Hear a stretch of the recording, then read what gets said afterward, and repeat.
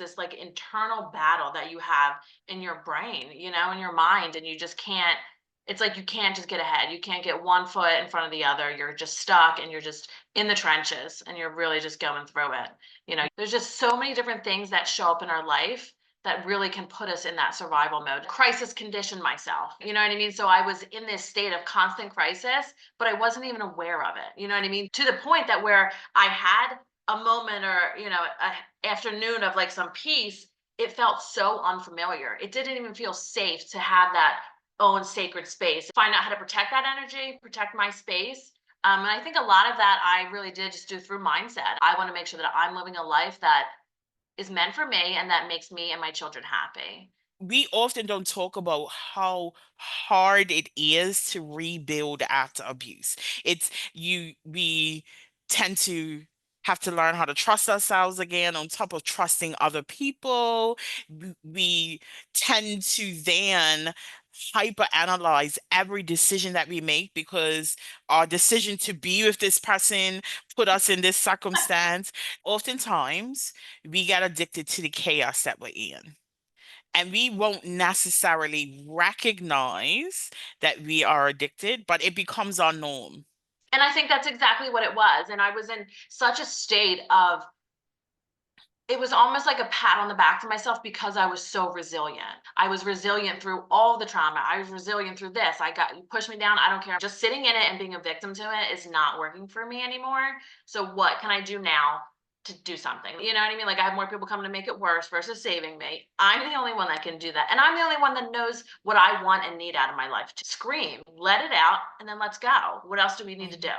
You know what I mean? Mhm. It's not so much that we're not going to feel. We're going to feel those feelings and then we're going to get past them. We all have pain, but let's use it for a purpose now. What the hell do you mean? You know Yeah. what I mean? Like, I'm not Yeah. choosing to be angry. But once I understood the connection and how a simple feeling can dilute action, stop action, hold you, everything that we experience in life can either stop us or edify us. Feelings Mhm. aren't facts. I can feel it. And if I want to keep feeling it, then I'm going to keep putting energy into it. And I'm going to keep being, I'm going to keep dwelling on, I'm sad because you did this and this person did this and this wasn't right. I'm not a victim. I'm not, I might have been victimized, but if I carry this badge forever, I'm giving away my power. When the pain is great enough, you'll make a change.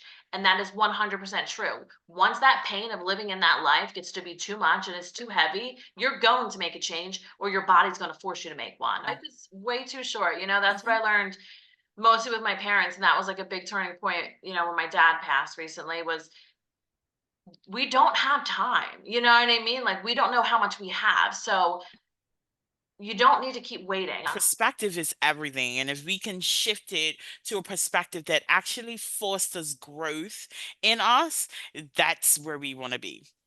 You have to challenge what has become your norm, right? Like, and I've said this 100 times. The audience who have been dialed in probably got tired of me saying this, but like, we recycle 95% of our thoughts. So if we do not challenge them, nothing Yeah. changes. These exchanges, these are energy exchanges. At the end of every episode, I am buzzing because it's such a positive energy exchange. Everything in your life is making a choice. You know what I mean? And you have to make the best choice for you. It doesn't have to be for the other person. And sometimes you have to cut people off.